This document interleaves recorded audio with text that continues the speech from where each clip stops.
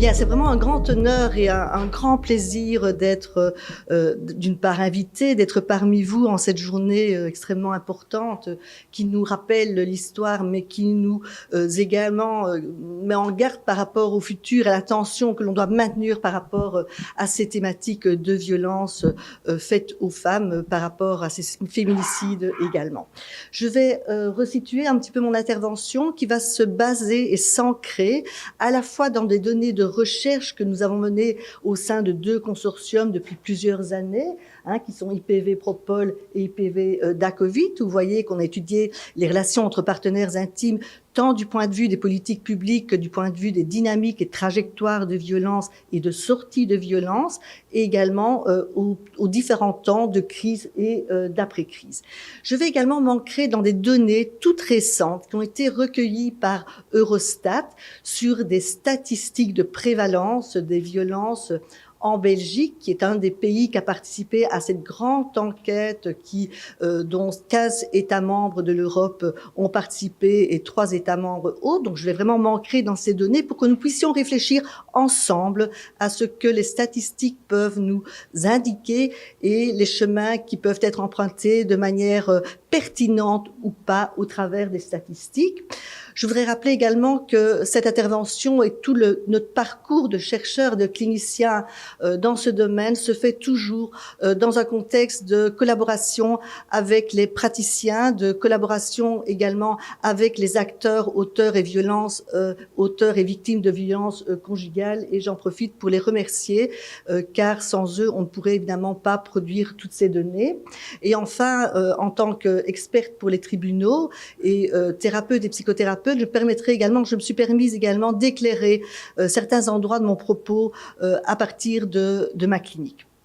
Vous savez qu'on n'est jamais seul quand on fait de la recherche et donc on a ici quelques représentants de l'équipe et des chercheuses qui ont participé ces 6 années dans le processus de recherche émanant de différentes universités et centres de recherche et appartenant à différentes disciplines pour pouvoir justement éclairer les différents angles. Donc, par rapport à l'exposé de ce jour, donc je partirai tout d'abord d'une contextualisation du cadre dans lequel nous évoluons en Belgique. Alors, la Belgique est loin, mais probablement que vous allez pouvoir faire des parallèles avec votre réalité politique ici au Québec ou au Canada, et l'on peut voir effectivement que différentes avancées s'observent durant ces dernières décennies. Prévalence de données, nous allons réfléchir ensemble sur ces données de prévalence, et ensuite, à partir d'un croisement de données de recherche, je vais envisager à la fois les parcours de sortie des victimes de violences et, si j'ai le temps, les parcours de sortie des auteurs de violences. Je dis souvent, lors du démarrage de mes conférences, qu'un de mes amis est Bronfenbrenner. Je pense qu'il est votre ami à tous également, car il nous offre un cadre de réflexion et de référence qui est extrêmement intéressant, qu'il s'agisse des violences sexuelles et sexistes, qu'il s'agisse des violences conjugales. Il nous invite à penser et à convoquer tous les systèmes qui interviennent pour qu'émergent des violences conjugales. Mais ces différents systèmes et l'interaction de ces différents systèmes du contexte sociétal, des cadres légaux, législatifs, administratifs, des intervenants et des pratiques des intervenants de première ligne, des familles, de l'environnement social de l'enfant, interagissent également dans le processus de sortie des violences. Donc là aussi, je vais vous faire travailler, comme ça nous serons tous et toutes en train de travailler. N'hésitez pas à repenser au travers de ces différents niveaux parce ils sont extrêmement déterminants et ils évoluent. Si vous prenez par exemple le niveau du contexte sociétal, tout comme au Québec, en Europe, en France, en Belgique, nous avons des évolutions majeures concernant les normes sociales, concernant les stéréotypes, concernant la reconnaissance également de ces violences. Et l'on peut penser que ces transitions sont toujours en cours et peut-être même sommes-nous à l'heure actuelle dans une possibilité de transition majeure, notamment au travers du consentement qui est mis vraiment à l'ordre du jour, notamment chez nous dans le cadre du cadre pénal, notamment par rapport également à la coercition dans le cadre des violences conjugales, qui n'est pas encore reconnue comme une incrimination, mais qui est intégrée dans la compréhension des dynamiques qui sont en cours. Donc on est dans des transitions. Mais attention, ces transitions peuvent également souffrir de régression, car justement, dans ce deuxième niveau, nous avons des cadres politiques qui sont présents et qui peuvent évidemment avoir une influence sur le déroulement de ces transitions, qui peuvent également, tout comme le processus de désistance, avancer, régresser, avancer. Et c'est pourquoi votre présence aujourd'hui, c'est pourquoi vos travaux et vos pratiques sont extrêmement importants pour permettre vraiment ces transitions vers les reconnaissances, vers le soin, vers le soutien par rapport aux sorties de violences conjugales. Alors, je pense que la réalité en Belgique, en France et au Québec, ces réalités concernant les violences conjugales sont un peu semblables. Le pensez-vous? Je vois des signes de tête. Effectivement, c'est un peu, je dirais, des réalités semblables. C'est pourquoi je me suis permis de faire un croisement entre la Belgique et le Québec. Et on peut avoir toutes ces images qui peuvent apparaître dès lors qu'on fait un travail d'association pensée ou d'images relatives à ces violences conjugales. Et très vite aussi, probablement, lorsqu'on pense parcours de violence conjugale, lorsqu'on pense le rapport que l'on va avoir avec une victime, on va le dire, mais quitte-le, quitte-le, qui est souvent dit, tant dans le secteur des interventions psychosociales que dans l'environnement social des violences, des victimes de violences, pardon, et ce quitte-le nous convoque également sur comment, justement, entrer dans un parcours de sortie, et ce quitte-le qui peut apparaître effectivement une évidence, qui peut apparaître quelque chose qui semble tellement, je dirais, naturel d'échapper à des violences, fait face évidemment à de nombreux défis, de nombreuses adversités, et de nombreux risques également. Nous sommes à 21 féminicides en Belgique cette année 2024. Vous êtes à une vingtaine de féminicides également au Québec. Ce contexte de séparation notamment, ce contexte quitter le conjoint violent est un contexte particulièrement à risque dans certaines situations par rapport à un risque de mort. Donc, quelques avancées majeures au niveau des politiques et du cadre dans lequel nous évoluons. Je ne vais pas les développer pleinement car Charlotte pourra le faire dans son exposé. Nous avons eu, et Liège, donc nous venons de la ville de Liège, je ne sais pas si vous situez la Belgique, hein, Liège, enfin, je dis nous, Charlotte, pas, mais Charlotte, la Bruxelles, mais on a quand même ancré nos travaux à l'Université de Liège, donc l'Université de Liège a été quand même initiatrice par l'Université, mais Liège était initiatrice de beaucoup de politiques en matière de violence conjugale, et en 2004, en fait, il y a eu un procureur du roi qui s'est montré las de voir autant de dossiers classés sans suite. Et à partir de ce constat de classement sans suite élevé, a promu une politique de tolérance zéro, à savoir qu'il est nécessaire qu'il y ait une audition de l'auteur, des victimes, dès lors qu'il ait un comportement de violence quel qu'il soit, et qu'une suite soit donnée par rapport à ces comportements. Cette initiative de la procureure Bourguignon a été étendue à l'ensemble de la Belgique et s'inscrit dans la politique tolérance zéro qu'à nouveau Charlotte Danès a évaluée. Elle pourra vous en reparler. D'autres initiatives qui sont le pôle des ressources en violence conjugale, qui va faire référence à la formation et la sensibilisation des professionnels et va déployer toute une série d'actions qui vont être également plurisectorielles et qui vont toucher l'ensemble des professionnels de première ligne et spécialisés par rapport aux violences conjugales. Et ensuite, en 2011, la Convention d'Istanbul, je ne sais pas si ici vous la connaissez, donc c'est une convention adoptée par le Conseil de l'Europe qui s'inscrit pleinement dans la lutte contre les violences faites aux femmes et les violences de genre, et qui ont permis aux États de pouvoir signer cette convention et ratifier cette convention. Signer cette convention implique de s'investir dans cette politique de lutte contre les violences faites aux femmes, et ratifier la convention oblige. Donc c'est le premier instrument juridique contraignant qui va obliger à développer des politiques dans le domaine, et chaque pays doit développer des plans d'action, et la Belgique a effectivement développé des plans d'action depuis 2001 jusqu'à ce jour. Et ces plans d'action visent vraiment le développement de connaissances, de sensibilisation du public, de prévention, de détection, d'assistance aux victimes. Donc il y a vraiment un focus qui est mis sur l'assistance aux victimes, mais également du suivi adopté aux auteurs. Et enfin, la mise en place d'une approche policière et judiciaire adaptée. Il y a une évaluation des pays qui ont ratifié la Convention qui est faite par le Grevio, qui va vérifier et évaluer si effectivement le pays a bien adopté toute une série d'actions. Et donc, on voit que c'est vraiment un instrument qui est quand même très important, très structuré et qui va amener des rétroactions selon qu'ont été suivies ces différentes politiques. Et à l'heure actuelle, nous sommes dans le plan d'action nationale 2021-2025 qui est vraiment situé et basé sur les violences fondées sur le genre.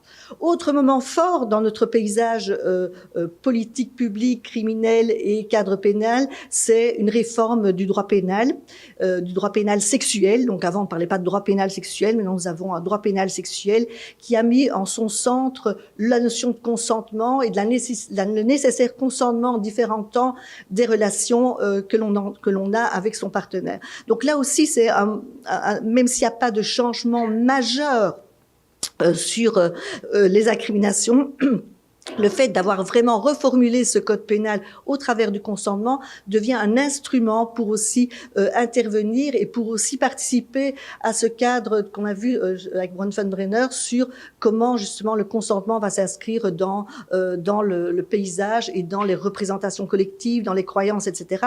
Et les recherches qui sont menées actuellement, j'ai plusieurs thèses qui portent sur le consentement et des travaux qui portent sur le consentement, on n'est pas encore arrivé, je dirais, là où le droit pénal voudrait bien nous amener, et notamment en lien avec cette représentation de ce qu'est le couple, ce qu'est un couple établi en lien avec le consentement. Mais c'est pas l'objet de l'intervention de ce jour, donc je ne vais pas m'éloigner, ou sinon je n'arriverai jamais à clôturer dans les temps.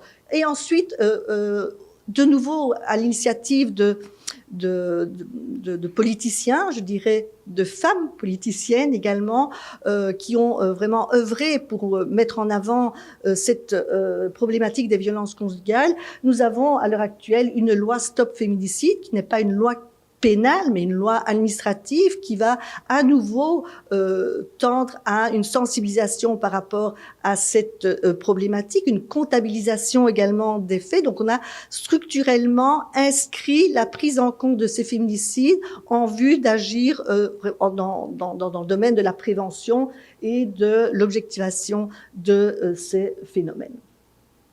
Ensuite, là, on est dans les politiques publiques. Ici, dans les politiques criminelles, je dirais que là aussi, on a eu vraiment pas mal d'avancées et je dirais, de circulaires qui ont établi des lignes qui vont mettre en avant l'interdiction temporaire de résidence, l'alarme harcèlement, l'évaluation de risques, et qui sont inscrites dans ces circulaires qui, elles aussi, vont être évaluées, sachant que tous les arrondissements, tous les parquets ne vont pas la mettre en œuvre de la même manière. Donc, il y a des différences entre les régions sur l'application. Ce qui nous montre également, enfin, je me permets de le dire en ces termes-là, que tant dans le monde politique que dans la société civile ou que dans le monde également judiciaire, nous avons des porteurs d'avancées, d'évolution, d'engagement dans les interventions dans ce domaine des violences conjugales.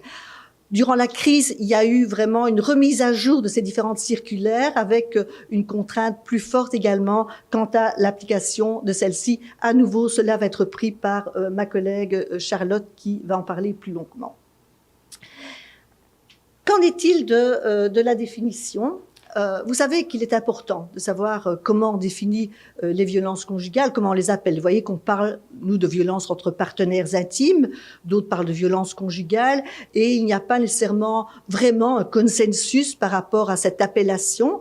Et nous avons justement dans le cadre d'écoles une définition qui a été proposée. Et cette définition, je vais la présenter au travers des éléments qui ont été discutés dans le cadre de recherches, mais également au travers de focus group que j'ai menés ici tout récemment, les 2 derniers mois précédents, où nous avons utilisé à la fois des définitions et également des données de prévalence émanant de la recherche IWEPS, des données de prévalence sur ce qui existe en Belgique, nous sommes entourés d'experts des différents secteurs pour discuter ces données, et donc je me suis permise d'y faire référence car ça nous permet également à nouveau cette méthode de focus group, d'aller rediscuter collectivement, de savoir que l'on a ou de données objectives, de pouvoir également avancer. Dans ce cadre de cette définition, vous avez eu le temps très certainement de lire pendant que j'étais en train de parler, tout d'abord, peut-être relever que dans notre recherche IPV Propol, on a vu qu'il y avait des tensions par rapport à ces définitions. Il y a de multiples définitions, il n'y a pas de consensus par rapport à cette définition, cette dimension féministe qui est relativement ancrée dans notre territoire, sur le territoire francophone, ne fait pas l'unanimité. Donc c'est important de pouvoir le mettre également en évidence, et ces données datent de 2019-2020, donc il y a des tensions même dans cette définition. Pourquoi m'intéresser aux définitions? Pas pour faire un travail intellectuel, parce que ces définitions vont déterminer les interventions, vont déterminer également la collecte de données que l'on peut avoir, mais également vont déterminer aussi les motivations et les justifications par rapport aux interventions. Ce qui est à l'heure actuelle sollicité, notamment cela a été dans le cadre des focus group, c'est en tout cas de pouvoir privilégier une appellation ou un terme générique qui intègre les violences fondées sur le genre, donc la notion de genre et du sexe, mais aussi du genre, et aussi d'y intégrer les victimes masculines, de sorte à avoir une vision plus large des violences conjugales, et peut-être aussi pour faire face à certaines résistances qui sont présentes dès lors qu'on adopte une position qui peut être lue au travers du seul féminisme. Et enfin, la dimension intersectionnelle est vraiment aujourd'hui incontournable. Il est intéressant et important de pouvoir prendre en considération les multiples vulnérabilités qui se croisent et qui font des oppressions plurielles chez les victimes de violences. Vous avez certainement beaucoup de vidéos également, de capsules. Hein. Certains connaissent Ok, d'accord, vous connaissez. Eh bien, généralement, c'est pas si tant connu que ça, même en Belgique. 2012, donc, ont été menées des campagnes de prévention par rapport aux violences conjugales. Je vais vous donner un petit morceau pour pouvoir poursuivre mon propos. Marie, c'est quoi ça? Ça quoi? Espèce de robe, là. La rouge? Bah ouais, la rouge. C'est ma robe pour ce soir. C'est une blague. Tu vas quand même pas mettre ça. Elle est très bien, cette robe. Tu ressembles à rien dedans. T'as vraiment qu'un goût. Je vais t'en trouver une, moi. C'est quand même pas toi qui vas choisir ma robe pour ce soir. Écoute, tu discutes pas. Tu vas me faire confiance, ok? Quoi? Y a un problème?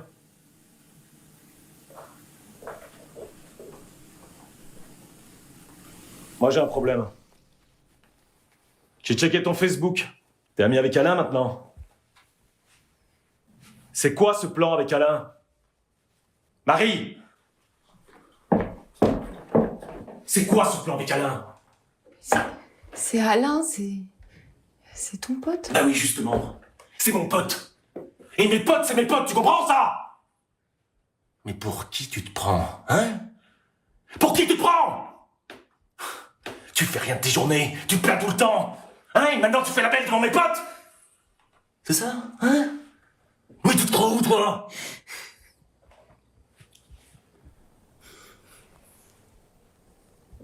Mon amour. Je suis désolé.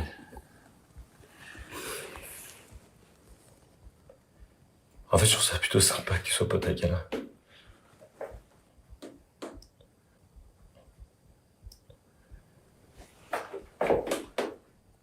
Bon, tu te grouilles. Je vais voir pour le vin. Je ne poursuis pas, vous pouvez poursuivre chez vous parce qu'elles sont disponibles sur le site de la Fédération Wallonie-Bruxelles et elles sont disponibles également sur YouTube. 2012, donc 12 ans que ces capsules existent, et à l'heure actuelle, même si une évaluation structurée n'a pas été menée, on peut se poser la question de l'effet de cette diffusion, de cette prévention passant par ce type de capsule. Et on doit s'effrayer, je pense, de voir que l'effet n'est pas en tout cas celui attendu par rapport aux citoyens, aux citoyennes, et que lorsque l'on est tente avec des jeunes de moins de 20 ans, ils vont nous dire « ça ne nous concerne pas, ça concerne des couples établis ». Donc on passe à côté d'eux. Lorsque vous travaillez avec des auteurs, je ne me reconnais pas, c'est pas moi, chez moi ça fonctionne pas comme ça. Si vous travaillez avec des victimes, on va dire non, mais non, de toute façon notre relation elle est autre. Donc je questionne, et on est vraiment en questionnement sur comment et quels médias peut-on utiliser par rapport à la prévention primaire au niveau des violences. Et ces vidéos ont relativement peu tourné, je trouve. Donc, je reprends mon propos sur les définitions. Est-ce que les experts présents dans les focus group, on avait aussi des experts de vécu qui en faisaient partie. Ce qui a été dit en tout cas, et c'est en lien avec la vidéo que nous venons de voir, c'est important que dans les définitions, on retrouve les processus relationnels, le contrôle coercitif et de domination conjugale.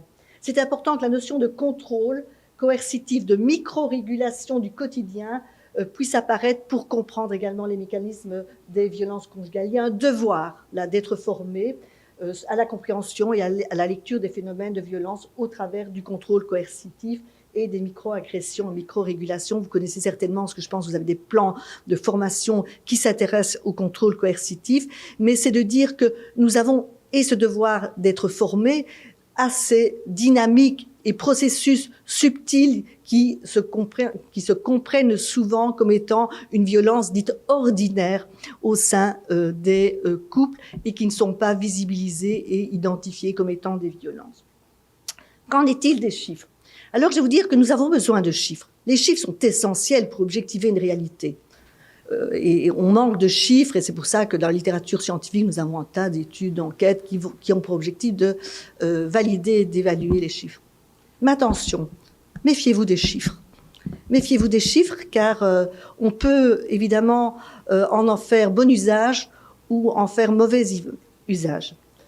Si vous voyez ceci, au niveau de la violence psychologique, donc c'est une enquête, donc je vous rappelle, donc on a 5494 personnes, c'est un échantillon représentatif, donc qui représente vraiment toutes les tranches de la population et toutes les classes sociales, et avec un échantillon qui a été majoritairement féminin. Les pays avaient le choix de faire également une évaluation auprès des hommes, et donc sur toute une série de questions qui vont évaluer ces différentes violences. Donc il y a toute une série d'items qui nous amènent à des statistiques. Dire, ah ben voilà, les hommes comme les femmes vivent finalement des prévalences élevées, une femme sur 3, un homme sur 3, de violences psychologiques.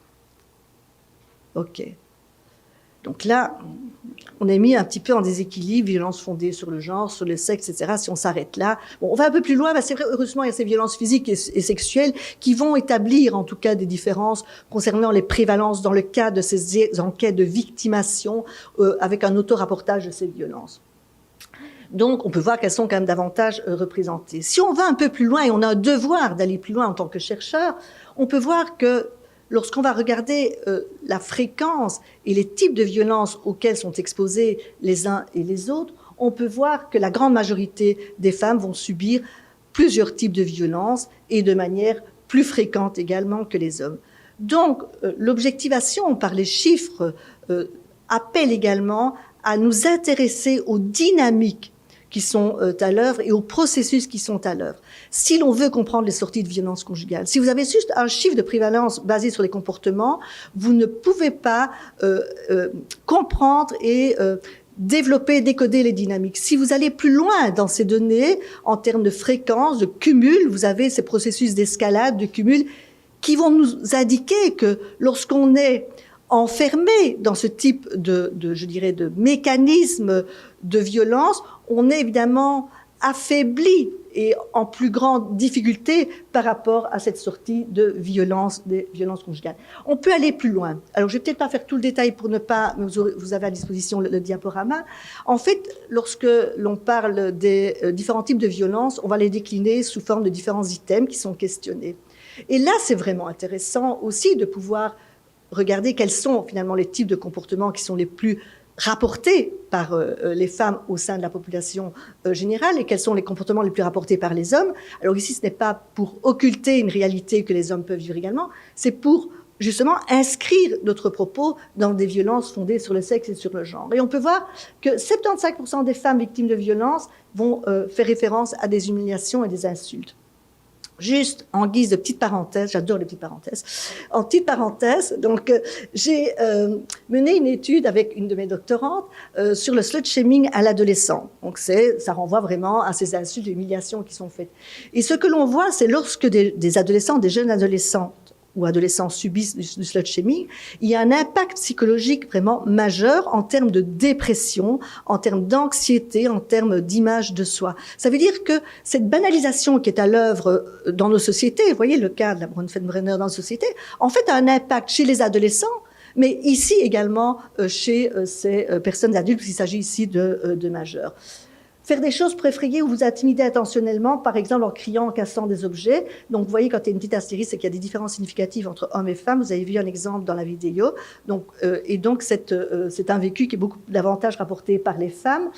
Contrôle des contacts sociaux et activités de la victime également. Et un rapport également de domination qui peut également être évalué au travers de l'exigence de lui qu'on puisse demander la permission pour sortir de la maison. À nouveau, donc, on a une prévalence de femmes victimes plus importante. Les hommes ne sont pas repris parce que c'est non significatif. Donc, vous voyez que dans la nature même des dynamiques, on va avoir un écart. Donc, ce qui veut dire que, d'une part, c'est important de s'intéresser aux femmes. C'est aussi important de s'intéresser aux hommes pour comprendre les dynamiques qui, justement, sont à l'œuvre dans les violences faites aux hommes. Mais ce qu'on voit à l'heure actuelle, si on prend l'ensemble de cet échantillon, on voit que les femmes sont davantage confrontées à des types de violences, et notamment ce dernier item qui renvoie aux menaces de violence envers les proches, qui va s'inscrire notamment dans la parentalité, une atteinte à la parentalité qui reste vraiment une forme de violence qui est encore sous-étudiée et qui, cependant, ont des impacts au niveau de plusieurs générations. Donc, près d'une femme sur 10 a indiqué avoir subi ces faits. Donc, c'est quand même énorme. Donc, sa différenciation de type de violence met en exergue des formes de comportement qui sont liées à des situations notamment de domination, de dynamique, qui vont, c'est notre propos, entraver des processus de sortie. Donc, sortir des violences conjugales, mais quitte-le, c'est un défi. C'est un défi qui va dépendre évidemment de ressources internes, de processus qui vont être à l'œuvre au niveau interne pour les victimes, des ressources également existantes au niveau de l'environnement et des interventions également qui vont être menées. Et c'est encore plus difficile pour les femmes présentant des vulnérabilités. On voit des prévalences beaucoup plus élevées chez les femmes qui présentent plusieurs types de vulnérabilités en termes de précarité, en termes de handicap, en termes de santé et en termes d'incapacité de travail ou de chômage. Donc l'intersectionnalité, nous la retrouvons là. Il y en a d'autres encore. Ce sont celles qui ont été évaluées dans l'IEPS, qui nécessitent une attention plus grande par rapport à ces groupes vulnérables par rapport aux violences conjugales. Ensuite, juste cette petite parenthèse, car nous l'étudions quand même beaucoup à l'heure actuelle, c'est le harcèlement dans les relations intimes qui bénéficie également à l'heure actuelle d'une définition, où on voit que si l'on prend l'ensemble des personnes qui ont déclaré avoir subi du harcèlement par un tiers, on voit que 97,8% relèvent de harcèlement par leur ex-partenaire. Moi, j'ai été vraiment quand même assez impressionnée par ce chiffre parce que ça fait quasi la totalité où il s'agit de l'ex-partenaire qui opère et qui déploie des stratégies de harcèlement et de reprise de contrôle par rapport à sa partenaire. Et c'est bien là un temps, en tout cas très important, de risque qui est présent. Donc sortir des violences et soutenir les sorties de violences des victimes et des auteurs, c'est aussi un réel enjeu, défi des professionnels, car les professionnels ont une responsabilité par rapport à l'intervention qu'ils vont mener en regard de ces sorties de violence. Alors je vais faire référence, je vais convoquer certains modèles que vous connaissez très certainement et certains éléments également des recherches que l'on a menées. Donc si je les ai repris, c'est parce que pour moi, ils sont relevés à nouveau comme pertinents au travers des dernières données. Donc, tout d'abord, il est important de comprendre les processus et les dynamiques, comme je l'ai introduit à partir des données quantitatives. Il est aussi important vraiment de s'ancrer dans les vécus subjectifs. C'est-à-dire, qu'est-ce qui est vécu? Comment on vit cette dame, ce monsieur, ce dans quoi il est. Donc ce vécu subjectif qui n'est pas toujours non plus convoqué dans la recherche quantitative ou dans les recherches, a une importance vraiment très importante et nous avons vraiment tenu à pouvoir l'envisager, notamment dans l'étude de parcours de vie et de trajectoire de violence et de sortie de violence dans la recherche PV-Probol. On a rencontré un grand nombre de victimes, un moins grand nombre d'auteurs parce que c'est très difficile de pouvoir les joindre finalement dans cette recherche. Donc on avait 88 victimes et 19 auteurs. Et parmi les victimes, nous avions également un nombre d'hommes, ce qui nous a permis également de discuter certaines données en regard du genre et du sexe. Donc, je vous passe peut-être la méthodologie. Donc, l'idée, c'est juste en termes de recrutement, on a pris choix de ne pas dire, vous avez été, je dirais, vous êtes victime, vous êtes auteur, pouvez-vous témoigner. On a vraiment proposé une sollicitation très ouverte. Vous avez plus de 18 ans, vous avez été impliqué dans des violences, souhaitez-vous participer à une étude? Donc en fait, ils ne s'identifient pas comme auteurs et victimes, et c'est au travers de leur récit qu'on a pu identifier à la fois des victimes, à la fois des victimes qui étaient également auteurs à des moments, et à la fois des auteurs.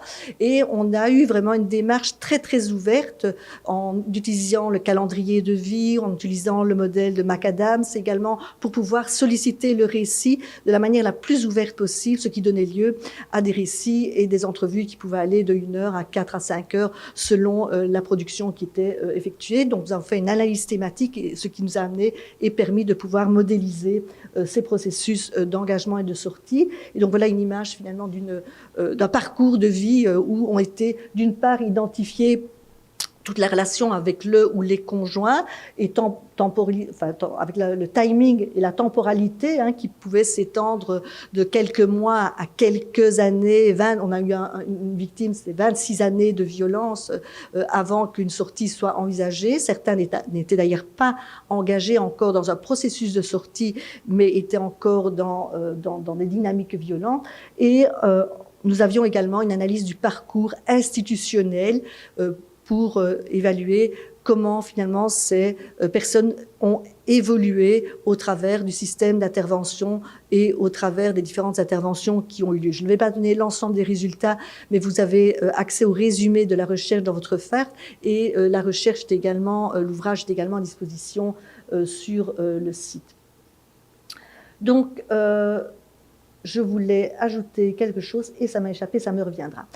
Premièrement, donc, je ne vous apprends rien, mais il est important de le rappeler, cette violence entre partenaires intimes se décline de différentes manières et va bien au-delà de 3 formes de violence qui sont présentes dans toutes les trajectoires, mais s'ajoute également tout ce qui relève de l'instrumentalisation des enfants, les coercitions sexuelles, le contrôle, les violences économiques qui sont très étudiées à l'heure actuelle et qui ont été vraiment mises en avant cette semaine en Belgique dans le cadre des médias et des témoignages qui ont été proposés. Et comme nous l'avons vu tout à l'heure, on est le plus souvent dans un cumul de ces violences.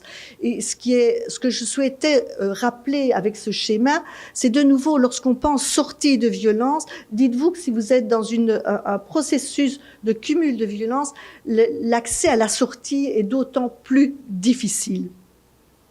D'autant plus que vivre des violences va avoir de multiples impacts au niveau de la santé mentale, et impacts qui sont souvent sous-étudiés et qui néanmoins vont également à nouveau marquer le parcours de la personne, va constituer des vulnérabilités par rapport aux sorties de violence, et le risque pourtant est de pouvoir voir ces facteurs en termes de santé mentale qui sont les conséquences des victimisations comme étant un facteur de risque par rapport à subir ces violences. Donc, il y a un retournement de ces éléments plutôt que de les voir comme vraiment un impact et une conséquence, notamment dans le domaine de l'expertise judiciaire. On peut voir que cette personne présentait des troubles psychiques, dépressifs qui pourraient être envisagés et retenus à la cour lors de jugement comme étant un facteur qui pourrait justifier les violences. Alors vous me dites, mais non, ce n'est pas possible. Mais si, c'est possible parce que cette dérive arrive très rapidement. Ces associations qu'on a inscrites dans une des représentations collectives, elles sont réanimées à une vitesse vraiment très importante. Donc on voit que ces impacts, ils vont être vraiment aussi s'inscrire dans les différentes sphères, la sphère privée, la sphère de la santé mentale, la sphère professionnelle également, et va clairement limiter les possibilités des personnes. On a des statistiques qui ont été faites sur les prévalences beaucoup plus élevées de troubles dépressifs, de troubles de stress post-traumatique chez les personnes qui ont vécu des violences conjugales. Ensuite, pouvoir comprendre ces violences et pouvoir penser la sortie, également les interventions, nous ramène constamment à Walker. Alors, je l'ai quand même mis, même si je sais que vous le connaissez sur le bout des doigts, ce cycle des violences, 79, ça a été mis en évidence en 79, ce cycle de violences qui se décline également en 4 étapes qui ramènent finalement un retour de la case départ. Je ne vais pas non plus le développer ici, mais dans cette recherche avec nos 88 trajectoires de vie, ces cycles de violence faisaient partie intimement et de manière flagrante de ces cycles de violence. Et ce cycle de violence constitue en soi un réel trauma, même un trauma complexe pour les victimes, et entrave à nouveau les sorties de violence. Non seulement ce cycle et ces différentes étapes au travers desquelles transitent les violences vont entraver les sorties, mais vont également amener des discordances au niveau de l'intervention. Parce que la temporalité de l'évolution de la victime dans ce cycle de violence ne va pas être la même temporalité que les intervenants qui vont se retrouver à des étapes avec un temps en retard, et donc vraiment des discordances et une difficulté de se connecter à la réalité de la victime, de pouvoir également la valider. Et ça, de nouveau, dans les récits de vie, c'était fortement mis en évidence, le sentiment de ne pas être compris, de ne pas même être dans le même timing et de ne pas être, je dirais, reconnu dans ce qui est vécu. Donc j'ai la même image avec les flèches d'intervention où on voit vraiment bien qu'il y a un décalage comme ça par rapport à ça. Très souvent en expertise, lorsqu'il y a eu l'expertise vient après qu'il y ait eu audition, qu'il y ait eu examen médico-légaux, etc. J'ai des victimes qui viennent et qui disent mais tout ça c'est pas des violences et moi je veux retirer ma plainte. Il ne s'agit pas de violence, c'était la cocaïne qui a fait ça, c'était une dispute qui s'est passée et donc je voudrais retirer ma plainte. On ne peut pas retirer sa plainte hein, puisque ça vous le savez très bien, mais on voit cette position où il y a un décalage parce que la temporalité judiciaire n'est pas la même que la temporalité clinique, la temporalité psychosociale n'est pas la même également que la temporalité clinique. Donc là aussi, on voit des entraves au niveau de la sortie des violences et qui témoignent également de ce processus de la spirale de la victimisation au travers d'un trauma qui amène l'auto-culpabilité, l'autoresponsabilisation des victimes de ce qui a été vécu, qui finalement, on le retrouve également chez Walker. Et donc ça a vraiment un impact majeur sur l'enfermement dans des relations et le renversement de responsabilité, et également cette dimension traumatique également qui est à l'œuvre, et le trauma venant vraiment amener des processus dissociatifs également qui vont aussi entraver la recherche d'aide et le processus de sortie. Donc, revenons-en aux données et nous reviendrons ensuite au processus. Je crois que j'ai encore un peu de temps avant l'interruption. En fait, un des éléments qui va être une entrave par rapport à la prise en compte des violences, c'est la non-identification de ces violences comme étant des violences, quelles qu'elles soient, et la banalisation de cette violence. Donc vous voyez que dans la recherche qui a été menée parmi les victimes, on voit que la moitié disent que finalement c'était mal, mais c'est pas légalement condamnable. Donc on fait référence à un cadre qui va permettre de banaliser, de justifier. Ce n'est pas grave, cela arrive, donc il y a aussi une banalisation. Donc là on a toute une série de facteurs et d'obstacles à l'identification. Alors si je prends un peu de temps pour le signifier, c'est que cela paraît vraiment un moment clé, ce passage de la non-identification à l'identification, tant pour les victimes que pour les auteurs. Et de nombreux facteurs vont participer à cela, des différents niveaux, des facteurs psychologiques, des facteurs relevant du traumatisme également, qui vont amener une dissociation et une coupure par rapport à cette expérience de violence, et puis des facteurs liés également à la relation avec l'auteur, qui sont peut-être pas souvent pris en compte ou trop peu pris en compte dans la recherche, et des facteurs institutionnels, contextuels. je poursuis encore, hein, mais dès qu'on y est, je m'arrête, il n'y a pas de souci. Donc, qu'est-ce que nous dit un intervenant? Et je vais me permettre, c'est dans le focus group, un intervenant a pu parler, expliquer. Je vais prendre le temps de le lire parce que ça me semble vraiment très intéressant et peut-être insuffisamment rappelé. Intégrer la réalité de vivre des abus dans une relation intime, c'est quelque chose d'extrêmement angoissant, anxiogène pour le psychisme humain. Donc, il y a recours à des mécanismes de défense. Sinon, il y a un effondrement. Le recours au déni peut être facilité de façon systémique, comme mes collègues viennent de le dire, donc concernant le focus group, par une méconnaissance des professionnels, une non-reconnaissance du système, notamment du contrôle coercitif. Et cela signifie aussi qu'en termes d'accompagnement, et dans ma pratique, c'est une intervenante qui travaille tant avec des auteurs que des victimes, c'est surtout à la ligne d'écoute que je l'ai expérimenté. La levée du déni doit être aussi quelque chose de doux, de non moralisateur, de non brutal, et que le professionnel doit aussi accepter le temps et le processus que cela prend chez la victime, chez les proches, chez l'auteur, pour que cette levée du déni et la mesure pleine et entière de l'ampleur de ce qui est vécu au sein du foyer ne s'accepte, ne se formule. Voilà, donc il y a quand même cette dimension qu'il ne faudrait pas occulter. Et ce pourquoi je me suis permise de vraiment l'inscrire ici, cette question de nouveau de temporalité et cette question du temps nécessaire pour arriver à se reconnaître en tant qu'auteur, de se reconnaître en tant que victime, n'est pas un insight qui vient comme ça, n'est pas un processus qui peut être intégré, intériorisé par une seule intervention. Parce que le psychisme est bien plus complexe que cela. Vivre dans des violences conjugales, ça veut dire se protéger des violences conjugales au niveau psychique. Et donc, sortir des violences implique également une temporalité qui peut demander du temps. Et on l'a vu que durant la crise Covid, il y a eu des interventions d'urgence. Et ce temps n'a pas pu être respecté et a eu des effets délétères à beaucoup d'égards. Je vais terminer sur la première partie du propos, sur à nouveau quelques verbatims de victimes. D'une part, parce que je pense que c'est important de leur donner une place aujourd'hui dans la salle, et d'autre part, parce que ce sont ces verbatims aussi qui nous ont aidés à modéliser le parcours de sortie. Il use, jusqu'à ce qu'à un moment donné, vous êtes en train de lire une recette de cuisine, vous ne savez pas. Moi, je me souviens que c'est ce qui m'a manqué le plus. C'est à ce moment-là que j'ai appelé le CVFE, le centre d'hébergement, et je ne parvenais pas à lire ma recette, à me retourner sur mon plan de travail, à me souvenir de ce que je venais de lire. Donc, je me suis dit, là, tu n'as plus de tête. Et là, ton cerveau est complètement rempli par la manipulation. Physiquement, j'ai mes dents qui sont cassées, je n'ai pas d'argent pour les soigner, donc j'ai mal aux dents permanent, je suis fatiguée. Je n'ai plus le courage de me faire des repas parce que je n'ai plus le courage de cuisiner pour moi toute seule, je suis fatiguée, je dors. Et mon médecin traitant, médecin généraliste, est bien au courant. Je l'ai encore eu au téléphone. Je veux dire que je ne refuse pas l'aide. Moi, je vois bien que, comme moi, constate qu'il n'y a rien à faire. Alors, à un moment, mon avocat m'a dit que je me fasse hospitaliser. Mais moi, je refuse, en disant, à quoi ça sert d'aller au psychiatre, en psychiatrie?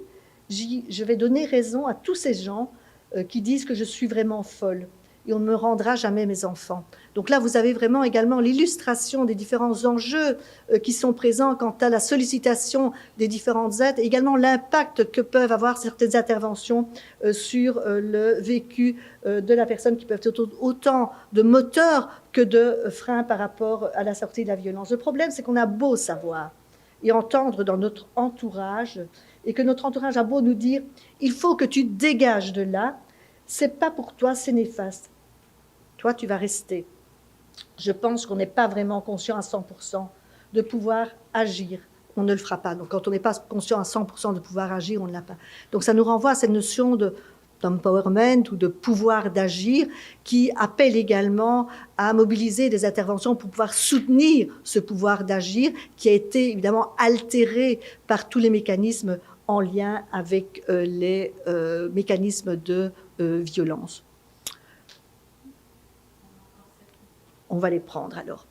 Donc, nous avons étudié cette trajectoire et dans cette trajectoire, de nouveau sans entrer dans le détail, juste dire que ces trajectoires sont très variables au niveau du temps, vont montrer que le plus souvent, on a de multiples violences qui sont agies, subies par le partenaire intime et qu'il y a aussi l'importance dans le cadre de ces violences de l'environnement social, du soutien formel et informel sur lequel je reviendrai. Et ce processus de sortie, qui est un temps qui va arriver à un moment donné, sur base de certains éléments qui peuvent favoriser une prise de conscience, en tout cas un changement de perception au niveau de la relation, va pouvoir se poursuivre avec une alternance de différentes étapes, non pas dans un processus linéaire, mais avec une régression et un retour dans des étapes ultérieures. Et on va avoir une combinaison d'éléments qui relèvent de pensées, de croyances, de cognitions qui vont être revues, de distorsions cognitives qui vont également être ajustées, mais également d'éléments sociaux, contextuels et interactionnels dans le cadre de la relation avec le partenaire. Il est clair que les ressources sociales et les appuis que l'on peut avoir dans l'environnement social et dans le champ des interventions, ces ressources vont être primordiales également par rapport à ces sorties possibles. Et l'on sait que l'isolement et l'isolement géographique, et vous le connaissez certainement davantage dans votre contrée qui est fort répandu que dans les nôtres, l'isolement géographique va aussi fortement affaiblir ces personnes. Sur base de cette trajectoire que nous avons analysée des heures et des heures et des heures, et surtout Amandine Djeva, qui est ma chercheuse et qui a fait sa thèse de doctorat sur cette thématique, a permis de modéliser un processus qui va décliner les différentes étapes dans le processus de sortie de la violence et qui va se baser notamment, c'est ce qui est ressorti dans l'ensemble de cette trajectoire, sur à un moment donné un changement de la perception de cette relation qui va conduire à si vous voulez, vous voyez, vous décalez de la position dans laquelle la victime a pu être enfermée, enlisée pendant de nombreuses années, et ça peut être des facteurs ou des éléments, je sais pas, déclencheurs ou des situations de multiples natures qui peuvent y conduire, et qui va donc amener également à une forme d'identification de ce qui est vécu comme étant de la violence. Et donc ce processus peut être très long, comme il peut être plus court, donc c'est très variable en termes de temps, et va se suivre par une première étape qui est la remise en question de soi, de sa propre responsabilité par rapport aux violences. Donc on ne va pas, même dès lors que ces violences sont identifiées, pouvoir pointer l'auteur comme étant l'auteur des violences, mais il y avait une remise en question de sa propre responsabilité que vous pouvez évidemment lire au travers de ce qui a été vu précédemment sur la spirale de la victimisation. Et c'est seulement dans un second temps qu'il va pouvoir avoir aussi une remise en question de la responsabilité du partenaire je dirais, dans le cadre des violences qui sont vécues, et à nouveau un décalage par rapport à cette auto-attribution de la responsabilité, et ensuite une forme de prise de décision de la nécessité d'un changement. Donc il faut qu'il y ait un changement, donc il ne faut pas qu'il y ait une sortie de violence, il faut qu'il y ait un changement. Et là, il y a mise en action différentes ressources et différentes stratégies pour pouvoir amener un changement. Vous pouvez faire des parallèles avec le cycle de Walker, si ce n'est qu'ici il est décliné un peu différemment. Et ce changement nécessaire va être tenté de multiples manières, et puis va en tout cas dans les situations que nous avons vues, pour une grande majorité, aboutir à une décision de partir qui pourra éventuellement se concrétiser de nouveau en relation avec ces différentes ressources présentes. Et là, c'est à ce moment-là qu'il est très important qu'il y ait un soutien et qu'il y ait toute une série d'encadrements sécurs autour de la victime, autour des enfants, autour même de l'entourage de la victime, pour que ce départ puisse se mettre en œuvre. Et ce départ ne veut pas dire l'arrêt des violences, qu'on a vu tout à l'heure que ces violences post-séparation sont vraiment présentes. Donc je pense que là, on va pouvoir donner la parole parce qu'on a le mécanisme. Alors, d'une part, vous allez me dire, cette modélisation pourrait paraître quelque chose qu'on connaît, qui est latent. Il faut se rappeler qu'elle s'ancre vraiment dans une analyse thématique de ces heures et heures d'entretien et qui arrive à cela. Ce qui veut dire aussi que ce qui a déjà été mis en avant dans les années 80, qui a été mis en avant, on est dans des mécanismes qui sont toujours à l'œuvre en 2020, 2021, 2023, dans le vécu des personnes. Nous avons à nous remettre en question par rapport à cela.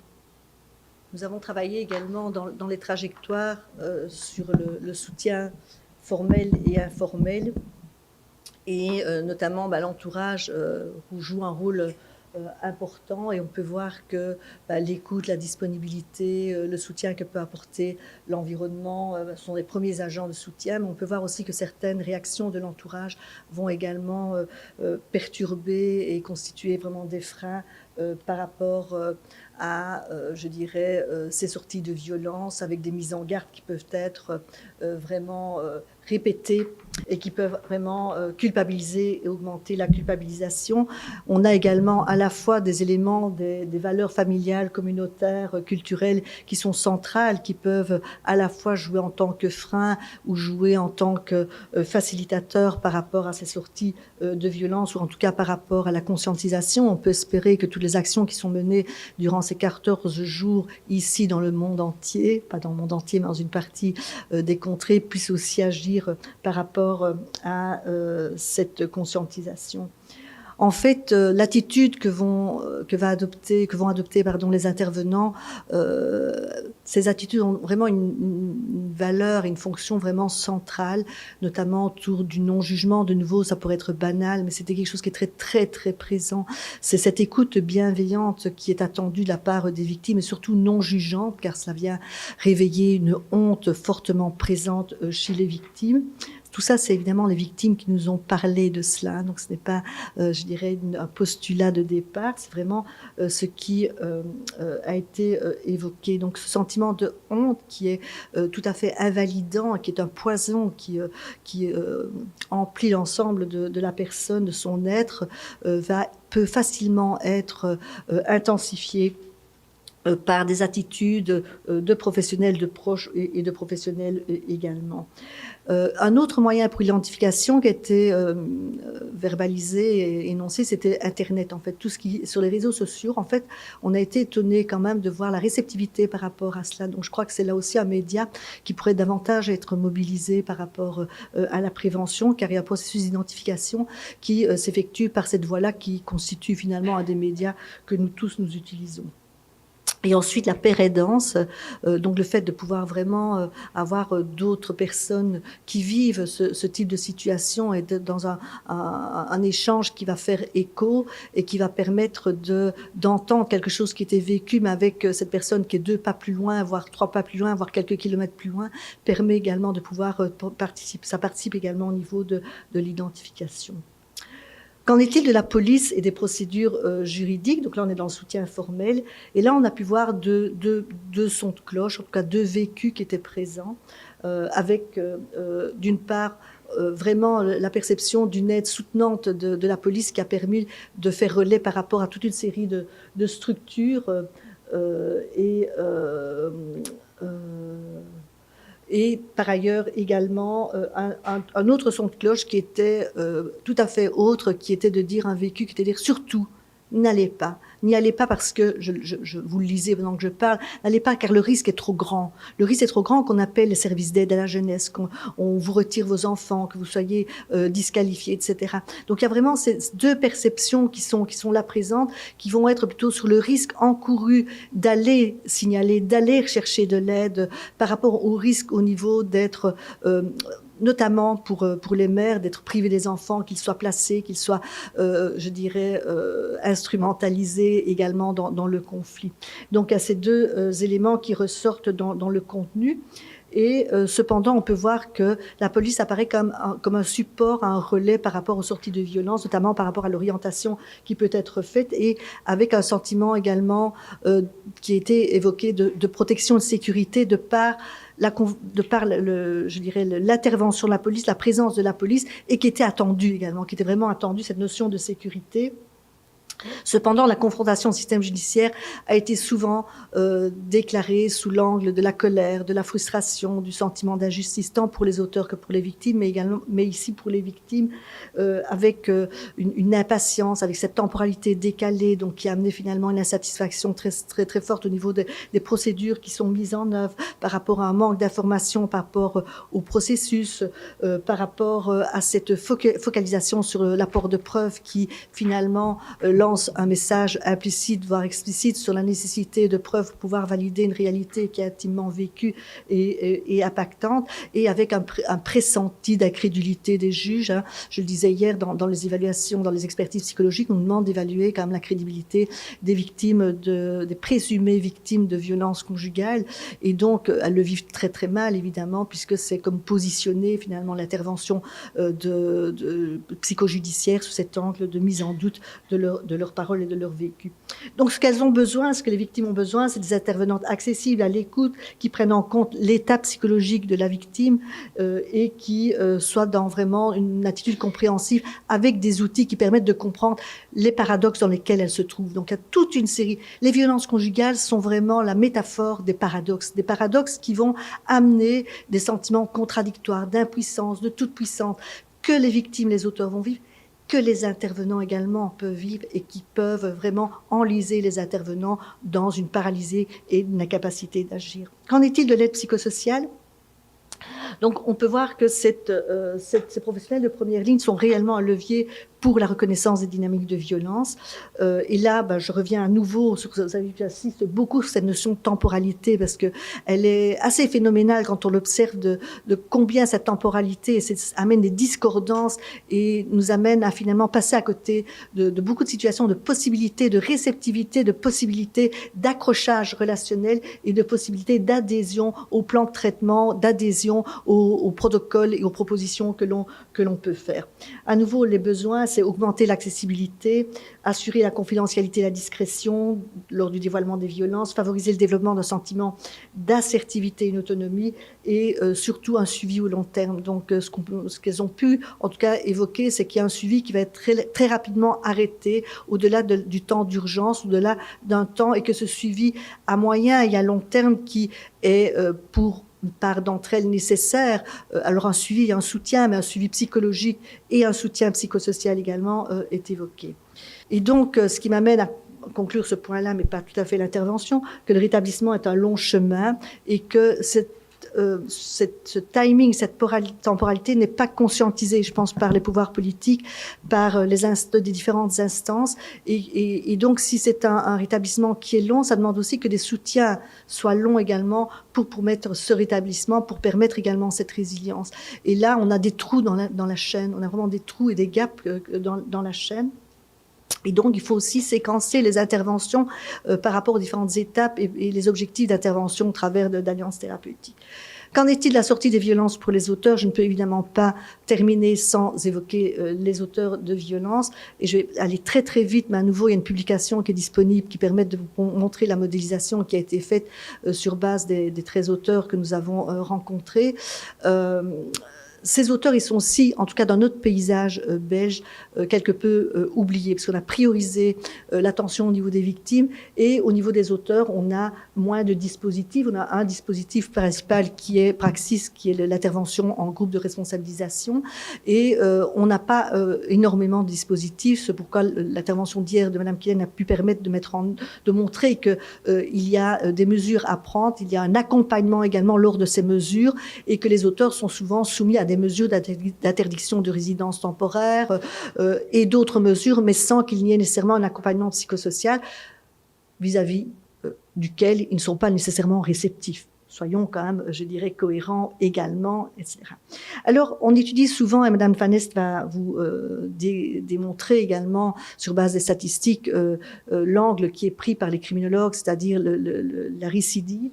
Et également, je vous invite à pouvoir convoquer un autre cadrage paradigmatique qui est la désistance, la désistance qui envisage la sortie des violences, non pas seulement violences conjugales, mais des violences au travers de processus complexes, non linéaires et amenant une interaction avec des éléments à la fois subjectifs, socio-interactionnels.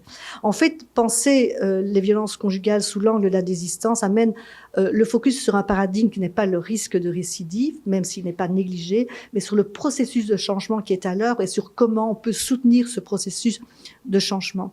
Donc, en fait, il faut avoir ces deux dimensions-là. Et on est davantage dans l'évaluation de la dangerosité et du risque de récidive qui est très important, je ne veux pas le nier, mais il y a également, de l'autre côté, toute cette désistance qui est très peu étudiée. Donc, vous pouvez chercher il y a, je crois, quelques articles qui convoquent le concept de désistance dans les violences conjugales, mais on l'a peu étudié parce qu'on est dans une dyade et il faut penser aussi à la désistance au sein de cette dyade. Donc, dans le cadre de la désistance, on va s'intéresser au processus de changement, aux transitions identitaires et on part aussi du postulat des observations que l'on a fait que d'une part, une désistance ne se produit pas par hasard. Donc, ça ne vient pas spontanément comme ça avec une inspiration qui nous tombe dessus et qui nous amène à sortir de la violence, ça nécessite un engagement. Donc il y a quand même cette dynamique d'engagement au changement qui est attendue de la part des auteurs, qui va amener une redéfinition de soi et de l'identité. Donc il s'agit d'un choix conscient qui va être facilité, je dirais, par les interventions. On parle de désistement assisté, qui est une notion qui a été fortement développée par Isabelle Dufour de chez vous, l'Université Laval. Et donc cette prise de conscience, ce choix conscient va favoriser ce processus de changement. Donc il y a trois niveaux en fait qui apparaissent dans les témoignages et dans les récits. En fait, c'est cette première étape, je ne suis pas. Je ne suis pas un auteur de violence, je ne suis pas violent, je ne suis pas un auteur de violence conjugale. Et il y a vraiment ce positionnement qui est vraiment très fréquent dans ma consultation clinique, dans les groupes Praxis également. Donc c'est cette définition par le ne pas apparaît comme une survie identitaire. Donc c'est extrêmement violent, le processus, comme on l'a dit tout à l'heure, de se reconnaître comme étant auteur de violence, qui vient souvent faire écho à un vécu de violence en tant qu'enfant exposé à des violences conjugales et d'autres vécus traumatiques. Et donc ça vient vraiment fragmenter et déstructurer la personne. Donc je ne suis pas l'homme dont vous parlez, il y a une non-reconnaissance de soi en tant qu'auteur. Et donc, il y a vraiment cette impossibilité de s'identifier au travers de la violence et donc ne pas non plus partager les conceptions de violence dont on a parlé tout à l'heure au début de l'exposé, puisque c'est dans l'impossibilité d'intégrer cela dans son propos. Donc, c'est un rejet de cette identité d'homme violent. J'aime l'inscrire dans ce processus parce que, de nouveau, on le voit comme étant un processus qui relève d'interactions multiples, mais aussi du psychisme humain qui est extrêmement complexe. Mais si je ne suis pas un homme violent, qui suis-je? Et donc là, on vient convoquer la question identitaire. Et cette question identitaire, on va pouvoir l'explorer dans comment est-ce que des violences conjugales viennent s'inscrire dans l'histoire d'une personne. Et là, on reprend vraiment toute cette séquence de cette histoire qui peut faire sens également et qui peut être autrement que d'être vécue comme une stigmatisation en tant qu'auteur de violence, mais comme étant de la violence qui s'inscrit dans une trajectoire de vie et qui vient faire écho, qui vient répondre à tel besoin, à telle dynamique, à tel modèle, etc. Donc là, on aborde une complexité plus grande par rapport à ce questionnement. Donc c'est vraiment une question que l'on pose. Qu'est-ce qui fait que je suis ce que je suis devenue aujourd'hui? Donc cette question qui a été fondée par McAdams dans le récit est vraiment une question qui est posée, qui est très intéressante, et je vous invite à la poser pour les intervenants à un moment évidemment adapté. Si vous demandez ça lors de la première entrevue, ça n'ira pas. La temporalité également dans le processus est très important. Et donc finalement, il y a toute une série de paradoxes, comme je disais tout à l'heure, donc ce questionnement identitaire concernant la violence, et puis finalement cette perception de la violence comme n'étant pas la responsabilité de l'auteur, mais la responsabilité de l'autre. Et ça dit que je suis violent, et en fait, ce que je vais attendre, c'est je vais attendre de l'autre que je ne sois plus violent, et pas de moi. Donc ça va faire référence, j'attends ma conjointe, qu'elle soit comme ceci, qu'elle soit comme cela, que ça se passe comme ci, comme cela.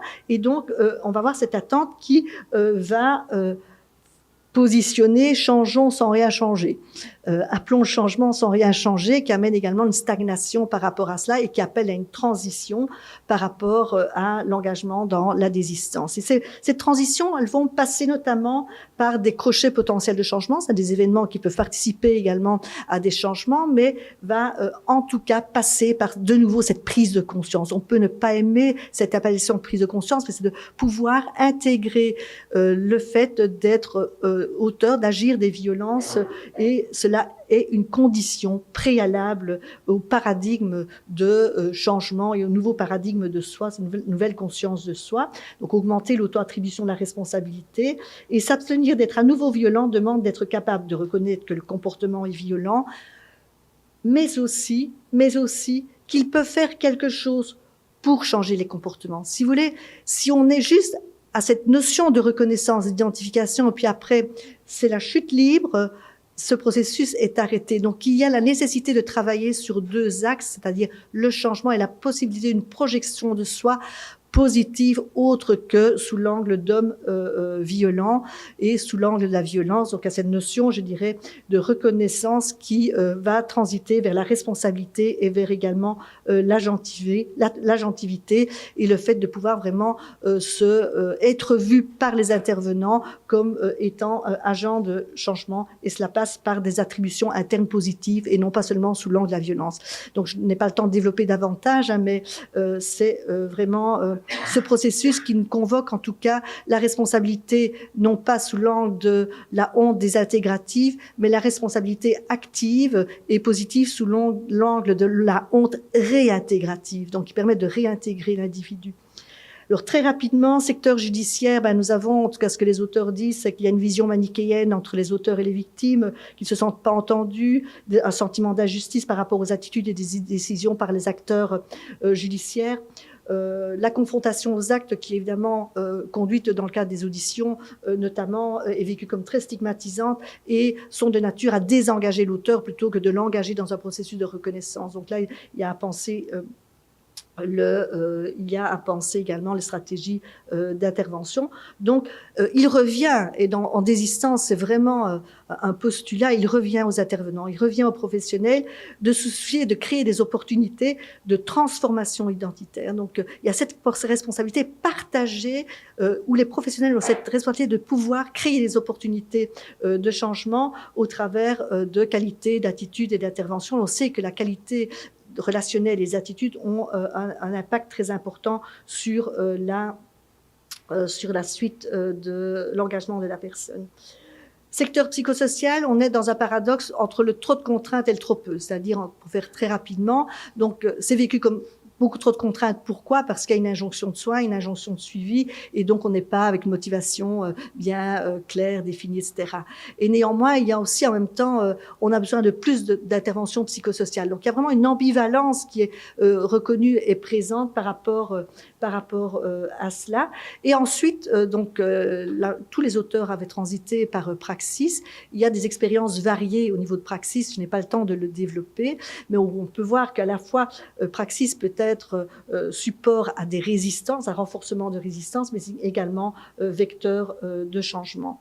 Et pour terminer ce propos sur l'expérience des interventions, on peut penser qu'il y a vraiment un tremplin, il y a quand même un tremplin entre cette balance du trop peu ou du trop et un besoin d'espace individuel qui est manifesté, même si l'on sait que les transitions ne seront pas un engagement comme dans une aide spontanée ou une demande spontanée à ce processus qui va être suivi et qui est décliné dans les différents verbatims, mais que nous n'allons pas lire ou sinon nous n'aurons pas le temps de terminer.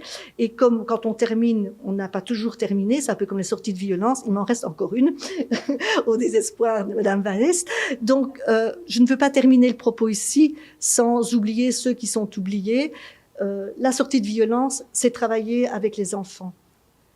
La sortie de violence, c'est travailler avec les enfants qui ont été exposés aux violences conjugales parce qu'ils font partie également de la génération suivante où cette sortie, cette entrée de violence sera déclinée. Et donc, J'appelle à tous les projets qui vont travailler en recherche, en clinique également, avec les enfants qui sont exposés aux violences et qui développent des mécanismes défensifs et des mécanismes qui vont les couper d'une réalité par laquelle ils vont être rattrapés à un moment donné et qui vont vraiment fortement déstructurer et risquer de désorganiser les individus, les personnes qu'elles sont. Et là aussi, nous avons besoin de recherche. Donc, je fais appel au dépôt de projets de recherche par rapport à cela et évidemment aux interventions. Donc, nous allons terminer avec Ulrich Bronfenbrenner en nous rappelant que la sortie des violences doit se lire, doit s'entendre, doit se penser au travers de ces différents niveaux. Je vous remercie beaucoup et j'espère ne pas avoir été trop longue.